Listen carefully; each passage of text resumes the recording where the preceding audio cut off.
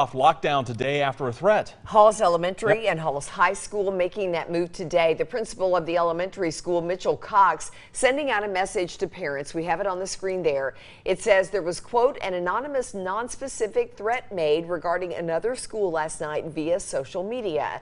He went on to say law enforcement and school security were immediately notified and the threat was determined to be not credible, but the school went into soft lockdown out of an abundance of caution. Now, this is just the latest incident involving a school that has parents and communities worried. Earlier this week, 2 students opened fire at a school outside of Denver, Colorado, killing 1 and injuring 8 others. And then last month, a school shooting plot was discovered and stopped here in East Tennessee. The school resource officer at South Cumberland Elementary in Crossville uncovering a rumor of a hit list of students and alerting authorities. These incidents keeping school safety top of mind, especially at this time of year with the pressures that come with the end of a semester. New here at 4 WATE 6 on your side reporter Kirsty Crawford looks at school safety efforts here. She joins us now live in the studio. Kirsty.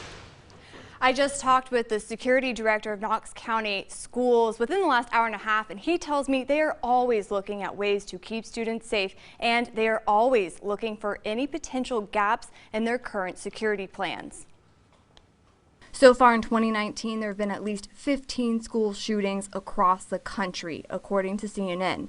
Gus Paduces has been working with Knox County School security for 6 years. He says security protocols change almost daily. As tragic as our school shootings are, maybe the one thing that we can take away from each one of them is we typically learn a lesson. Paduces says every school in the county practices some type of safety drill at least 15 times a school year. The district has local law enforcement work with students so they know what to do in active shooter situations. And every school has at least one security officer.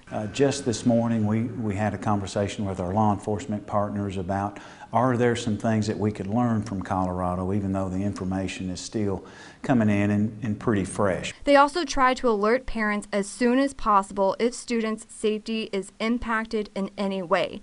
How soon, though, depends on when they can get the most accurate information. It's one of the first conversations we have is what do we push out to the parents and when do we push it out? Now, Paduces tells me that preventing a violent situation is the most important thing to do. So SROs try to make students feel safe and comfortable enough to go to them and talk with them and give them a warning if they have heard anything. And they also monitor social media. All right, lots of eyes on this terrible problem that continues to plague our country. Knox County Public Schools might be implementing new security protocols for the next school year, we understand. But again, Gus Paduces says that they are always looking at new ways to keep our children safe.